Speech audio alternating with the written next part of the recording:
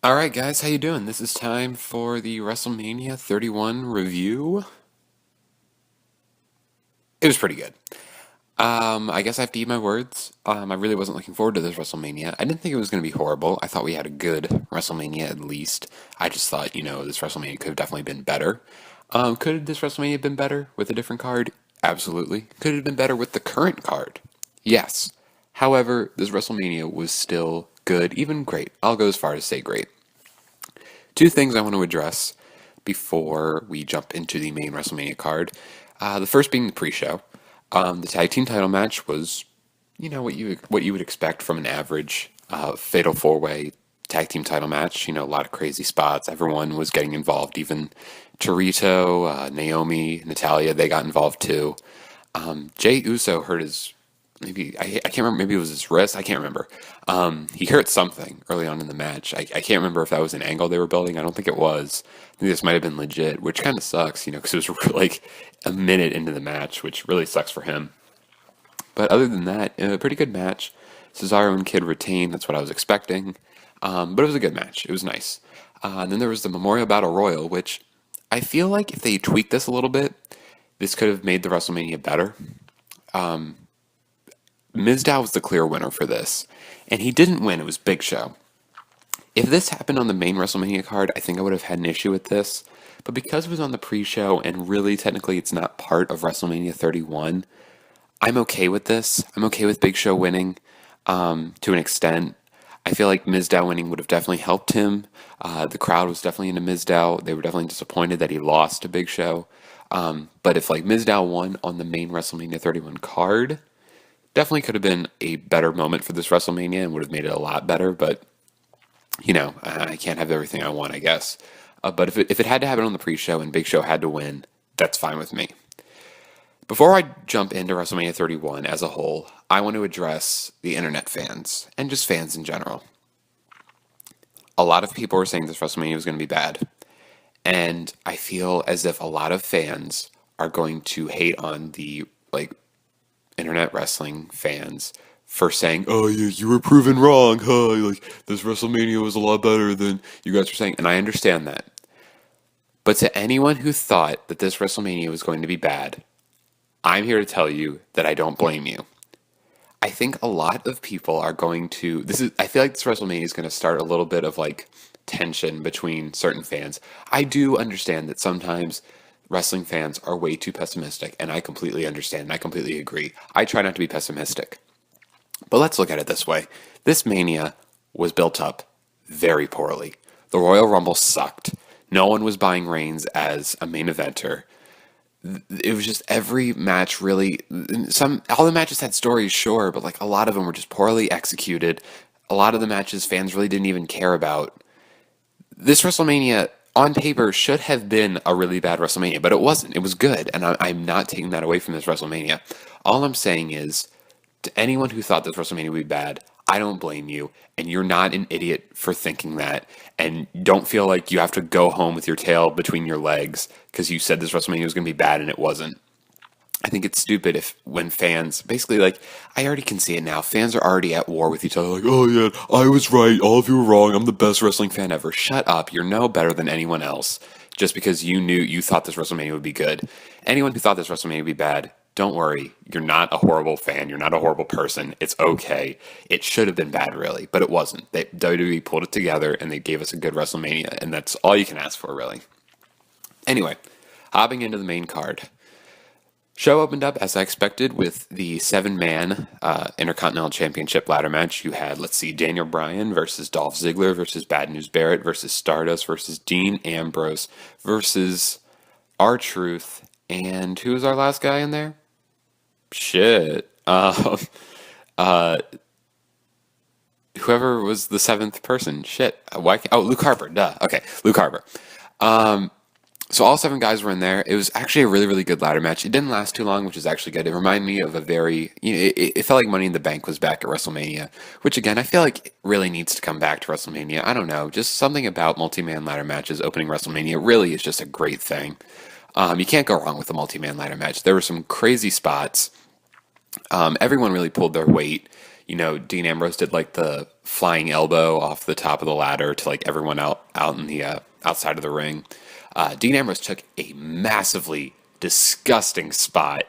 I think it was Bad News Barrett who powerbombed him from the ring to the floor onto a ladder, and the ladder broke in half, and Dean Ambrose went like head first. I thought that really could have gone horrible for Dean Ambrose. Disgusting spot, really, but it was really, really good. It came off really, really well. Dean Ambrose was pretty much out for the rest of the match, and then you had Dolph Ziggler and Daniel Bryan fighting at the top of the ladder. They were going headbutts back and forth, looking really, really brutal. Luke Harper and R-Truth, they kind of faded into the background in this match. I mean, they did do some stuff, but they really... What was kind of weird about this match, and maybe I just don't remember it that well because it happened in the beginning, but like it didn't seem like there were a lot of like that sense of like desperation of like climbing the ladder and trying to get there as quickly as possible. That really wasn't there in this match, and maybe not as bigger of an extent as other ladder matches have had that sort of sense of desperation, but it was still good. It came off really, really well. Probably the best match of the night in my opinion, or the next match. So it was a good match. Daniel Bryan wins in the opener of WrestleMania 31. A good way to start off the show, get the fans happy. Everyone loves Daniel Bryan, and no matter what he wins, people are always going to be happy. Daniel Bryan was probably still the most over guy there. Everyone was chanting yes. Everyone loved him. And, maybe Daniel Bryan can have a good Intercontinental title run. I hope it's a very, very lengthy title run. He has great matches. Don't give him just throwaway opponents. Make sure he's defending that title every pay-per-view. Make sure each of those matches get time. Have them go semi-main event. Give him like at least 15 minutes every pay-per-view for an IC title match. And then the IC title match will mean something. Give him good opponents. Don't give him, like just a bunch of weirdos like Kane and Big Show out of the blue. No, just give him good opponents like the ones in this match, like Bad News Barrett, Dolph Ziggler, Dean Ambrose. And hell, you got Sheamus coming back. Maybe they want Sheamus to feud with Daniel Bryan. So, match was great. Loved it. Very, very good start to WrestleMania 31. Coming up, we had match number 2, which in my opinion was going to be the best match of the night. And you know what? It might have been. I'm kind of having a toss-up between the ladder match and this match, but Randy Orton versus Seth Rollins. First off, Randy Orton sporting the colored trunks. Is this 2004 again? That's the first thing I noticed. Maybe that was not the best thing to notice early on in this match, but whatever. These guys had a very hard-hitting match. It was probably around the same length of the ladder match, around like 13, 14, 15 minutes. Very, very athletic match. To me, these are like, probably in terms of one-on-one matches that you had on this WrestleMania card, these are the two best wrestlers going at it. This out of all the one-on-one matches, this is the cleanest one you have. Both guys looked really, really good in here. Very crisp. It was it was very fluid. That's the one where I can describe. Everything just flowed so well. Like they were really just showing how they are some of the best wrestlers WWE has right now. Randy Orton was drop kicking Seth Rollins to perfection. Randy Orton always has great drop kicks, but a very, very, very hard fought match, very good. And then the ending, holy shit, that ending was great. First off, you had Seth Rollins kick out of an RKO, and you had Randy Orton kick out of a curb stomp, and then there was also that spot where Rollins went for a curb stomp, and then Orton countered it to a power slam. That was cool, but then he totally outdid himself with probably the greatest RKO I've ever seen in my entire life. It's definitely my favorite one. He's had some great RKOs, but this one was definitely the best. Seth Rollins goes for a curb stomp, and then when he lands on Orton's shoulder, he springs up, basically catapulting Rollins 10 feet in the air, and then he just comes crashing down with a humongous RKO. It was awesome. I've never seen anything like that before. I freaked out when I saw it. It was a great, great spot. Anyway, Orton wins. I wasn't too worried about Orton winning. I really didn't care. I figured if Orton won, then then Rollins definitely had more ahead of him that night, and he did.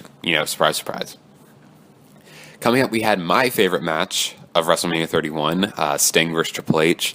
As you all know, I love Sting. I'm a huge Sting mark, and I was so happy to see him in a WrestleMania ring. It was crazy. His entrance was cool. Sting was in great shape, too. In his last days in TNA, he was wrestling in a t-shirt because he was totally just flabby, out of shape, just not caring about his physique at all. He looked really, really good in there. I mean, sure, he wasn't as toned as he used to be, but come on, he's 55. What do you expect?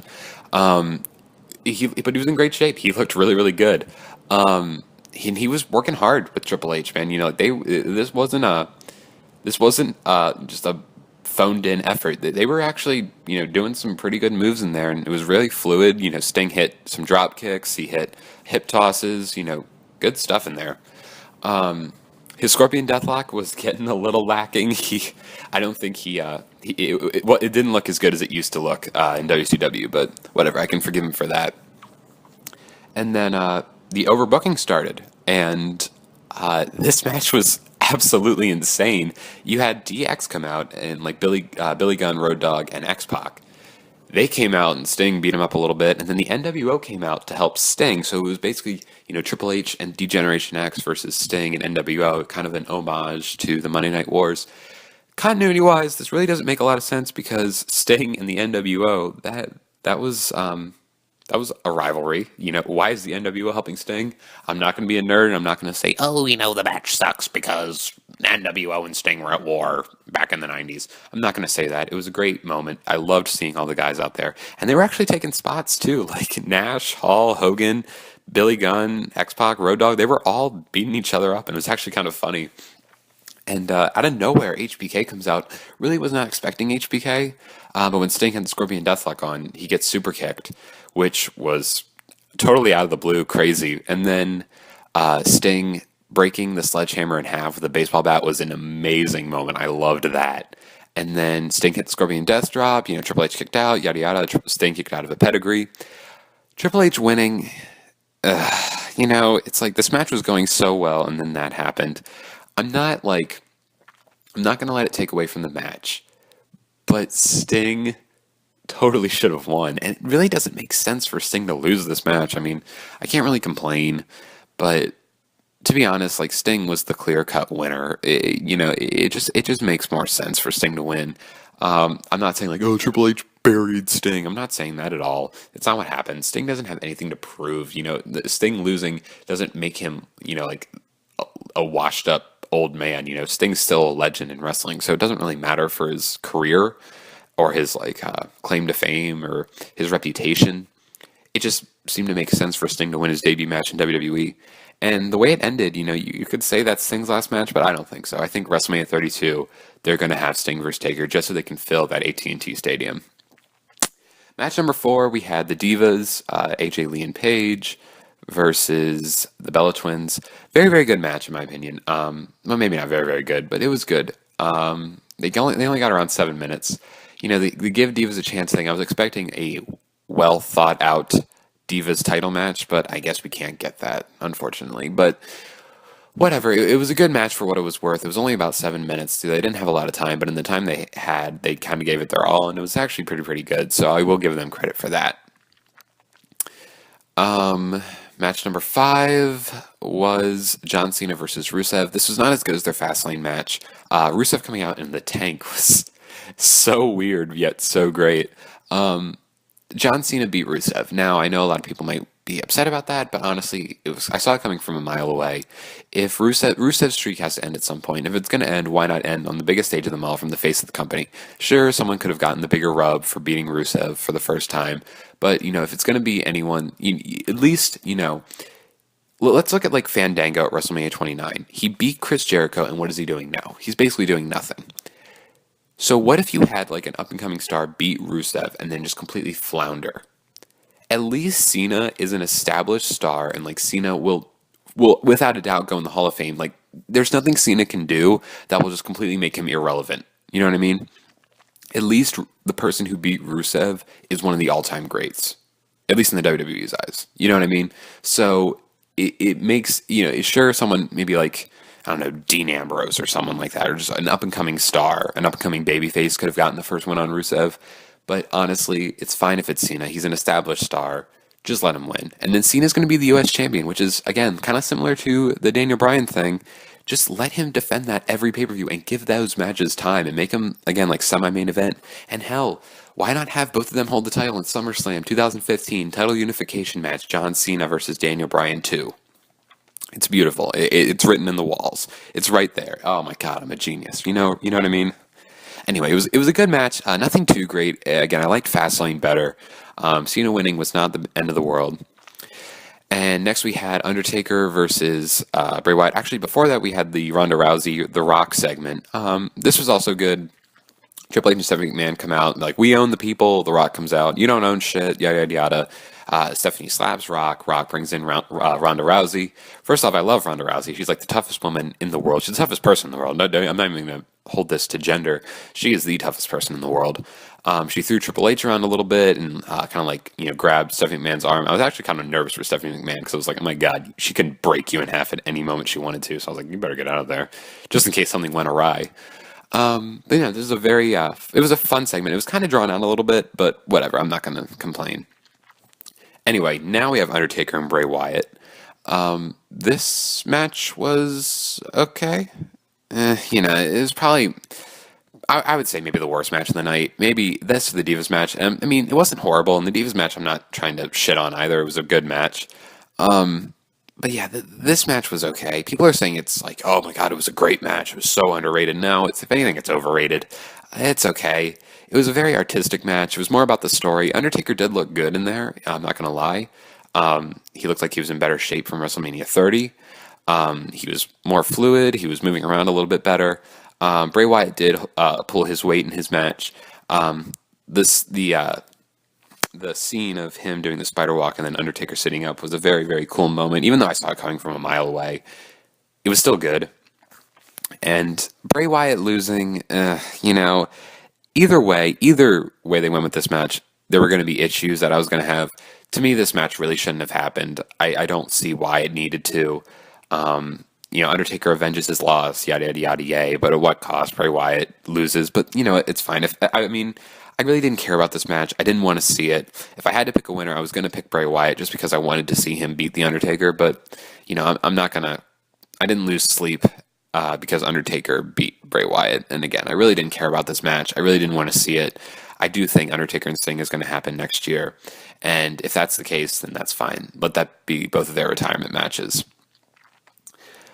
Lastly, we have the main event, Brock Lesnar versus Roman Reigns. Now this, first off, I love Roman Reigns now for shoving that one dude on his way to the ring. Perfect. That was amazing.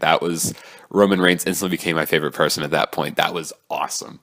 Anyway, this match was actually very similar to a John Cena, Brock Lesnar-esque match of just a total beatdown.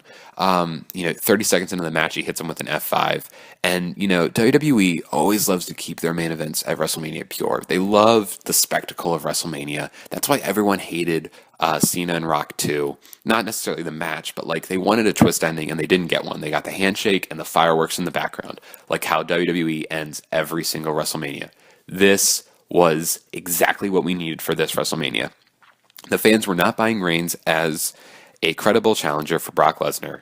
So Brock Lesnar destroys Roman Reigns. Roman Reigns looks tough as shit because not only was he taking this beating, but he was like, hey, come on, give me more. You really didn't see that with Cena. Cena just took the beating, but Reigns was like, hey, I'm ready for the beating, So Reigns definitely, his stock went up with the fans. It definitely went up with me. Again, I wasn't a Roman Reigns hater. I didn't think Roman Reigns was total shit. Did I think he should have won the Royal Rumble? No, I didn't. But his stock definitely went up. He definitely was more credible in the fans' eyes. Anyway, this is the beating of a lifetime. Lesnar destroys Reigns, and then when Reigns hit Lesnar with the ring post, and Lesnar completely got all this blood on him, it was crazy. This is something you never see this type of main event at WrestleMania in recent years. This was absolutely great. I loved this match. This match was really, really good. And then Rollins coming in after both guys are laid out, after Reigns made his comeback and hit the Superman punches and the spears, and then Brock Lesnar hits the F5 and both are down, and then Rollins comes out and runs like there's warp tickets on sale to the ring.